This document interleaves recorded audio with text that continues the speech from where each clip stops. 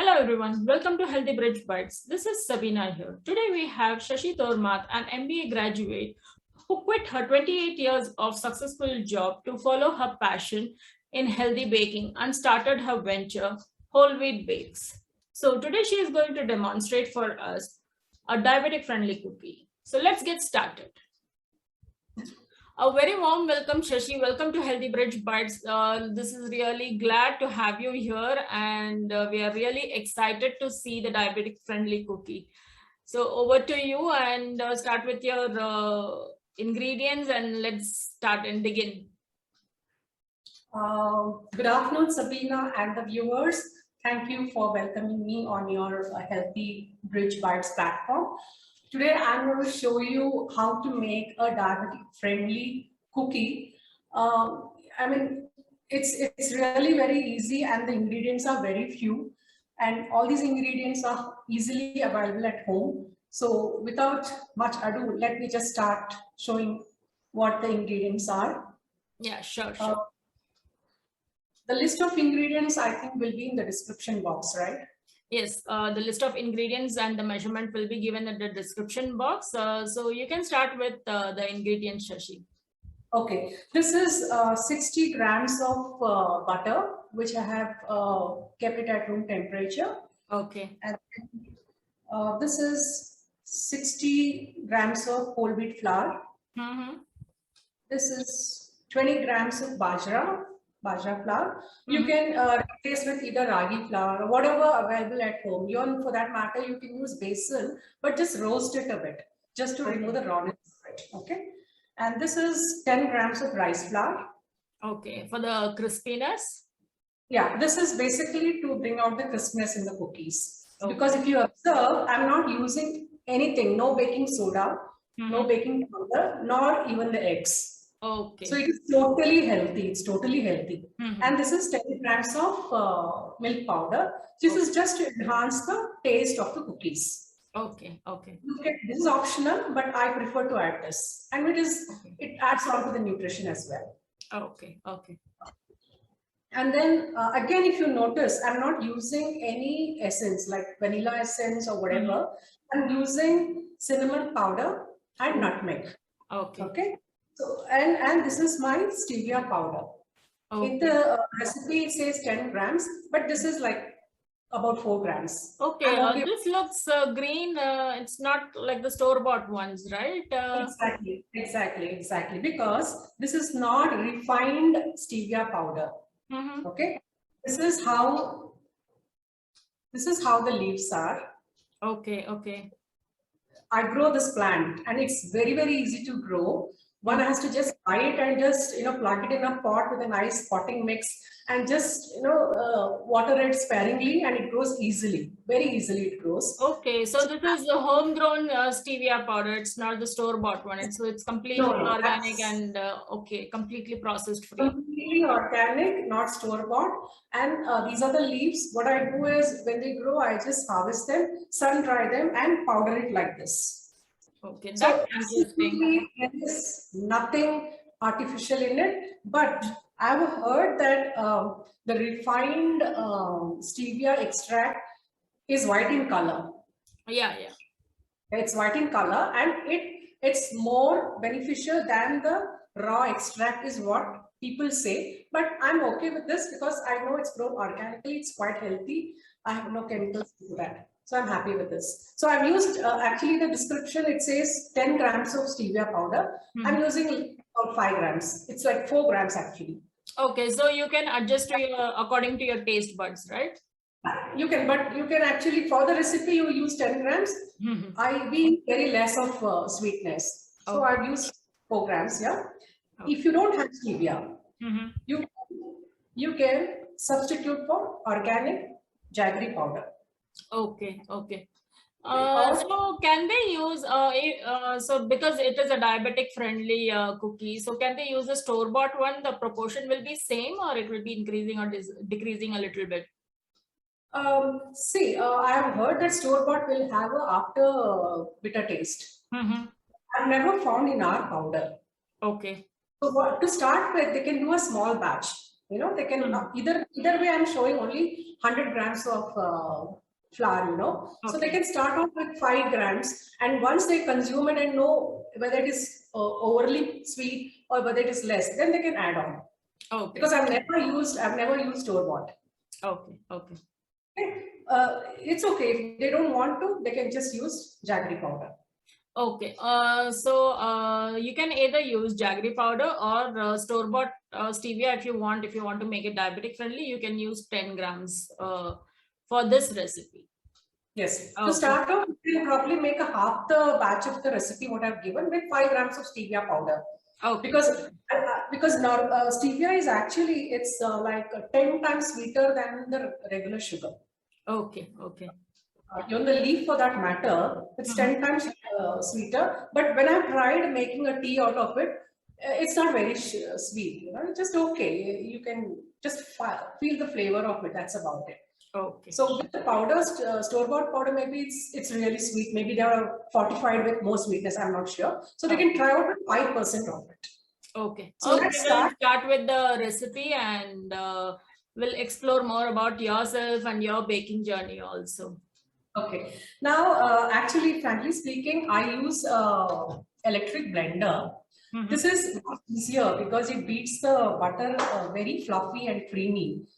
But if you don't have access to it, you could use a regular thing like regular whisk like this, which every household will have. Even if you don't have this, you can use a regular spatula. Spatula also will do. So let me do with spatula because I think we are trying to reach the masses here. So let me show you how to do it. Whatever you have available at home, you know, easily. You don't have to go around because if you see here, I haven't even used your baking powder, baking soda, vanilla essence, nothing of that. Everything is like whatever is available at home. Cream it nicely because that's when you get the nice texture of the cookies. You know, when you break the cookies, you see those layers, that crisp layers. So, you know, you need to beat the butter very, it should actually turn whitish. It will turn whitish when you use a beater, electric beater. Okay, okay. In seconds, I mean, just about a few seconds, it will become creamier and whitish color. But with your hand, it's going to take some time, you know. Okay. So while you're mixing, tell us about your corporate journey. You said you were there for like 28 years. Tell us about your journey about corporate, where all you have worked. Like, can you share some of your experiences, how you got into healthy baking? Okay. Well, I started off working at ITC Windsor Sheraton, which is a 5-star hotel in Bangalore. I was into banquet sales, and I've spent about 10 years there. That was my forte, and I loved my job. It was very physically, entertaining job for me. I would coordinate a lot of events. And then in 2000, I moved to HP. And HP, I got into software.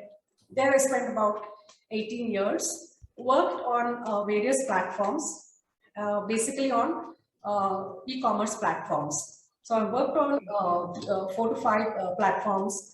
And then in 2018, I quit my job because it was like too hectic for me to travel in the Bangalore traffic. My office got shifted to a distant place. So I decided I should quit. It had already put about 28 years of work. Okay. And then baking was my all-time job. You know, I was baking ever since my college days. Okay, okay. And then so were you into healthy baking from your college time itself, or like you started with regular, then shifted to healthy ones?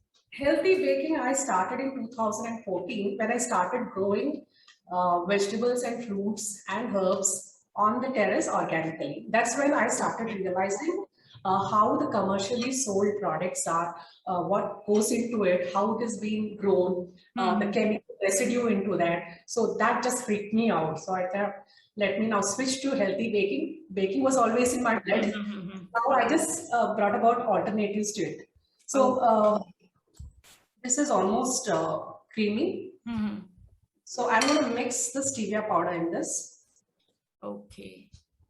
Okay. So I'm going to again clean this. See, if you see, the color has gotten from the stevia. Yeah. I think you will get a natural green color also without adding any artificial coloring. You are getting natural green color also in that. Exactly, exactly. I don't use any coloring in any of my beads. So do you take orders as well? Or you Yes, just bake for your yes, I do. Actually, I started baking commercially from 2019. The pandemic was a little problematic situation because, yeah, I didn't wanted to accept too many orders, nor people wanted to order. And then slowly it actually kicked in from 2019 December with a lot of these Christmas plum cakes order. And now I constantly keep getting orders. And to be frank, I get a lot of repeat customers, because they know how healthy it is and how beneficial. I get a lot of repeat customers. Okay, now in this mixture, so what is your specialty or bestseller? My bestseller are whole wheat, eggless whole wheat jaggery sweetened brownies, triple chocolate, and then eggless whole wheat and oats cinnamon rolls. That's a hit. And my cookies are a hit. Okay, a lot of them. Cookies. Okay. Yeah, a lot of them. I get a lot of repeat orders. And last mango season, I had a lot of mango truffle gato requirements and cheesecake.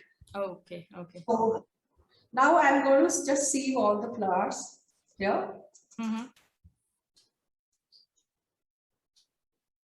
So if anyone wants to contact Shashi, they can check the description box below to get her contact, and you can check out her work in her FB page and Instagram handle.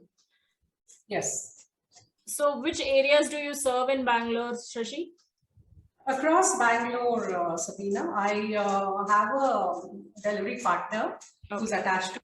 So I send it across Bangalore, but only thing is I need about 2 to 3 days of advance notice, because nothing is stored. Everything is freshly made. Even for the house, I don't store anything. So I need at least 3 days of prior notice. Okay, so everything is made from scratch and to order. Correct. So I'm not going to sieve the milk powder. That's not right. So, okay, you have just sieved all the flours into it. So we are not using any baking powder or any baking soda for this. So you have mixed the butter. So you have creamed the butter. You have added the stevia. And now you're sieving all the flours and you're adding the spices. That's it, right? I'm grating the nutmeg. Okay. Just a little, not too much, because this is very strong. Just a little. So, Sabina, if you see this bowl, I call it a healthy bowl because it has butter. I use Amul butter.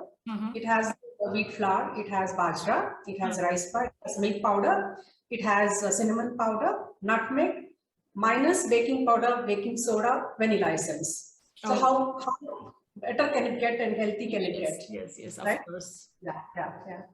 So I just instead of making with different flours, can anyone make just with whole wheat flour or just with bajra with the same thing? Yes, absolutely. You can. Okay, instead of mixing different flours, just in case if one flour is missing or they just want to make with one flour, that is absolutely fine, right? Yes, absolutely. Okay, so the proportion will remain same. Yes, and the only thing is you shouldn't need it, because what happens, this is whole wheat, right? And a bit of gluten-free flour. With maida, either way you need it, it still comes out crispy and you get those texture. But in wheat, you're not supposed to be kneading it like how you knead regular dough. Yeah, it will form the gluten, right? So it will become very chewy. Yes. Actually, this is best done with your hand, like the crumbling method, like a short crust pastry method. I'll just show it to you. You just need to feel the crumbs. So at this stage, we can add on any nuts or chocolate chips or like anything like seeds, seeds or anything. Yes, I have kept to add at the end of it as a topping. Okay, for garnishing you have kept, okay. As a topping, it's optional. It's optional. Okay. So if you want to get in every bite, you can just chop it and add at this stage also. Yes. Yes, you can just finely chop it. You can have a mix of dry fruits as well as the dry nuts. You know, you can have the cranberries or all those berries what you get in the dry form. But again, that has a lot of sugar content. Since we are focusing on a diabetic-friendly cookie, I would advise not to use those, but you can use the nuts. Yeah, seeds and nuts are fine for a diabetic patient. Right? Yeah. Yes, and also stevia is a calorie. It has no calories actually. Stevia has no calories, so that's why, and of course, it's a very good supplement for sugar. So that's why it's recommended for diabetic as a diabetic friendly cookie. If you see, my dough is almost done. You know, I don't have to even add water. See, you do a Probably method. Just do this. Did you see the color of the dough? It's almost changed. Yeah. It's a very slight greenish color. Okay, just to bring the dough together, you probably will just need, one small bit of water. Now, this is water which is chilled. Okay. Okay, you always need to use chilled water. I don't even use milk here. Okay. So I just to bring the dough together. So mostly 1 or 2 tablespoons should be enough, right? Not even that. I didn't even use even 1 teaspoon. See, it's already forming a dough. Okay. Okay. Just few drops. Okay. That's it. See, it's already forming a dough. Yeah, for the beginners, it's advisable to use a teaspoon and then add. She has done it so many times. She's an expert. So she's using directly with the glass. I think beginners can use just a teaspoon. Otherwise, it might get too much into that. You can just sprinkle. You can just feel it. You know, don't suddenly pour the water into it. You just like check it out, because what happens if you start, then it's very difficult. Again, you need to start re-adding the flour and the butter and the stevia. Then your flavor and your texture will get lost. Did you see? I just add a few drops, not even a teaspoon actually. It all brings together. Okay. See, it should be like this. The texture, it should not be like, it's a mixed dough. Already you're seeing that texture. Look at the texture. Yeah. Is it clear? Crumbly, right? Yeah, it's crumbly because there is not much gluten. We just added a little bit of wheat flour. So it's crumbly and... True. So now I can make balls out of it. Okay, now if you're making it for the house, you don't need to wait. If you are making it for selling, you just have your weighing scale and make it. Yeah. But I normally don't do even for selling. I just do it eyeballing the measurements. You won't believe I don't even measure my ingredients even for cakes. It's just an eyeballing measurement. Okay, okay. Used to it. So you're so much used to it, you don't need measurement exactly, I guess. Correct. So with this amount of dough, you can make about 10 to 12 cookies, depending on how big the cookies you want. So at what temperature you have preheated your oven? Just switch on your oven to 180 degree to preheat for 10 minutes, because this will not take you 10 minutes. By the time the oven gets heated, your cookie dough is ready. Okay. So for how many minutes do we need to bake this? And is it the both rods on or just the thing, the down one is on? I always believe in having both the rods equally heated, and I'll add fan mode. Okay. So what happens, the fan mode will evenly distribute the heat. A few people have the practice of just having the lower rod heated and not the top one. But for me, any bakes, be it bread, cakes, cookies, donuts, pastries, whatever it is, always my 2 rods are on. Okay. I think this will be like a little bit personal choice how usually they bake, because some ovens don't have fan, like the smaller ovens don't have fan. So in that case, you might just turn on your lower rod to 160 to 170 and then you can bake it for 10 to 15 minutes. If you have a bigger oven and you have a fan, then you can turn it on the fan, or like however you're doing regularly, that should be absolutely fine. Actually, I had Bajaj OTG earlier, which didn't have a fan. But I was still using both the rods. So it depends, no? The oven performance depends. Over a period of time. I think it depends oven to oven. So people those are having oven, they might be used to their oven, how it reacts, because the temperature varies from oven to oven. From their personal experience, they have to just gauge it at what temperature their cookies work or the cakes work. So it's approximately 160 to 180 depending on your oven.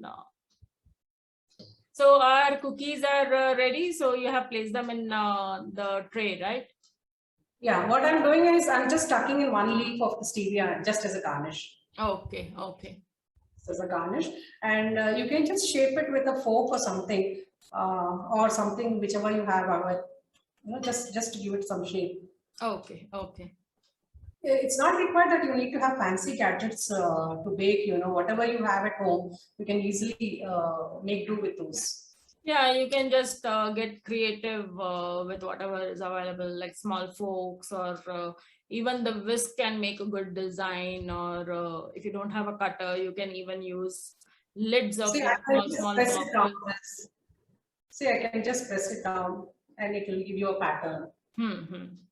So yeah, actually I had to, Sabina, so this is the final product, not the final product, this is before baking. So I've just shaped and I have tucked in stevia leaves for a few and cashew for a few. Okay. This is just optional, it's just as a decorative stuff. Now, while your oven is getting heated to, it depends on your oven. It can be either between 160 to 180 degree, preheat for 10 minutes. While that is getting preheated, you just tip this into the refrigerator. Okay. And once the oven gets preheated, you just pop this into the oven, middle rack for 15 to 18 minutes. Just check after 15 minutes if it looks, you'll start seeing golden brownish on the edges of the cookies. Okay. So if you find it's done, you can take it away, or you can leave another 2 minutes and then take them out. So now I'm going to pop this in the refrigerator for a few minutes. Okay, then you'll be placing it in the oven, right? Yes. Okay.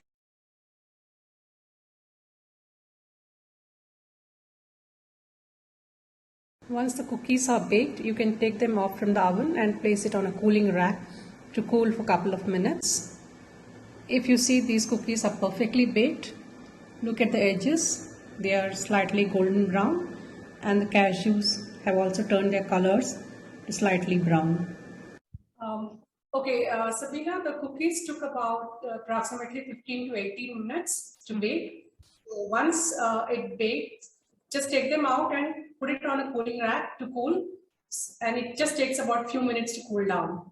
If you see, edges have turned golden brown, and also the cashew color has turned from white to brownish. This is a sign that it's baked perfectly. And believe me, my house was smelling heavenly with all the cinnamon, nutmeg, stevia, the wheat, the bajra, all those flowers smelling heavenly. I wish they're perfectly baked. Okay. Can you show us, can you bake one and show us to just know how crispy it is? Yes. Can you just see the texture? It tastes yum, I guess. It's so tempting. I just want to give it a try as early as possible. It's just melting away. I don't even have to put pressure on it to break also. It's really that crispy, very, very buttery, and it's very like, I can't explain. You'll have to make and eat it. Yeah, okay, sure. Thank you so much, Sashi, for sharing this wonderful recipe. I think there will be a lot of diabetic patients or those are having pre-diabetics. They would love to try this recipe, and thank you so much again. Thank you, Sabina. Thank you for giving me this opportunity to be on your platform, and would love to continue working with you and other clients in Bangalore. Hope we'll do very well going forward. And thank you once again. Thank you. Thank you so much.